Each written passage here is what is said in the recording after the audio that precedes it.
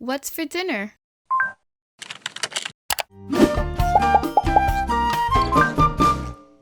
Hey everyone, I'm Chef Z and welcome back to my channel, Chef Z Cooks. Today I have an exciting and delicious recipe for you guys. We are making carne con codito, which by the way is a one-pot dish that comes together really nicely. And really what it is ground beef cooked to perfection that we then add some pasta to it, preferably some elbows, and what we get in the end is a one-pot dish that is out of this world. So think of this dish as almost like a Dominican style goulash or even like a Dominican style hamburger helper. In fact, my sister goes absolutely crazy for this dish, and I have strict orders for today's video. She said that she didn't want leftovers. No ma'am, she wanted the whole thing. So after I'm done filming this video, she's like, take a bite and then send the whole thing to her because that's how much she loves it. Now, if you haven't already, please subscribe to my channel so that you don't miss out on some tasty recipes, and let's go ahead and get started.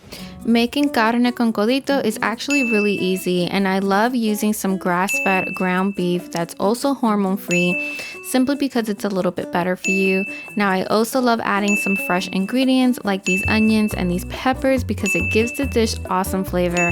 I will be using some chicken bouillon cube, but feel free to use kosher salt or your favorite adobo or seasoning salt because it will still come out nice and tasty.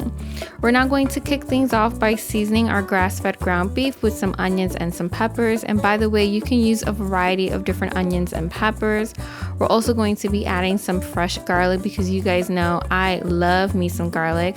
I'm adding some chicken bouillon cube. You can also use some kosher salt, some Dominican oregano, which I've linked down below in case you can't find it at your local grocery store, some cumin, some sazón con achiote, and of course some black pepper.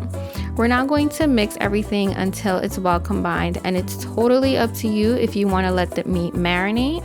If you let it marinate, there's honestly no reason to let it marinate for no more than 20 minutes. We're now going to move on, and we're actually going to start cooking the meat. So over medium-high flame, I went ahead and I added some olive oil, and then once that comes up to temperature, I'm going to go ahead and now I'm going to add the meat. And then with the back of a wooden spatula or a wooden spoon, I just like to go in and start breaking up the meat as soon as possible. So when you start cooking ground beef, it actually has a tendency to clump up, and it's easier to break it up as soon as you start cooking. Now keep in mind that this is something you're going to have to do time and time again. Now, if you are a regular here on my channel, you know that I love braising my carne molida anytime that I cook it, simply because one of my biggest pet peeves is chewy ground beef.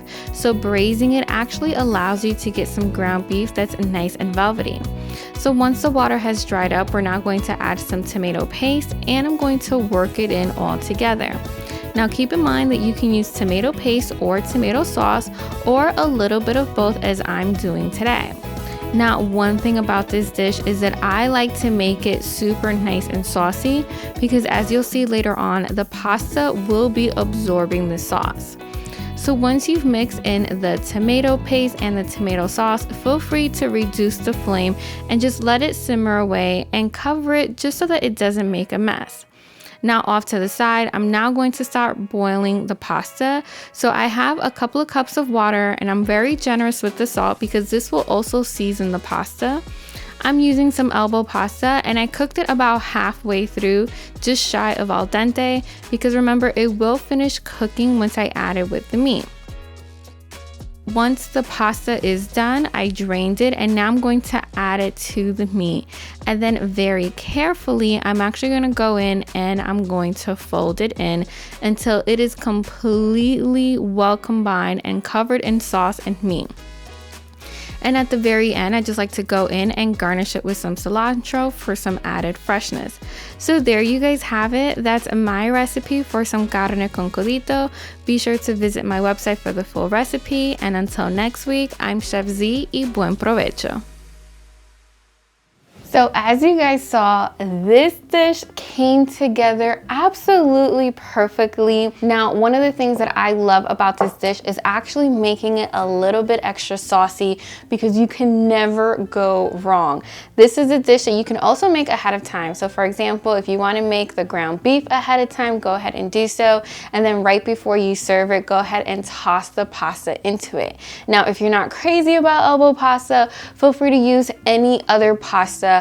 I know one of my other favorite pastas to do are like the little spirally ones, just because they're so much fun. And last but not least, you can add a little hot sauce to it. I know my husband likes to do that, and my stepdad likes to add a little bit of Parmesan cheese over top. Those are some really popular add-ons that you can add to this carne con codito. Now, like I mentioned before, if you haven't already, please subscribe and join the Chef Z family. Click that bell so that you're notified each and every single week when I post an all new video.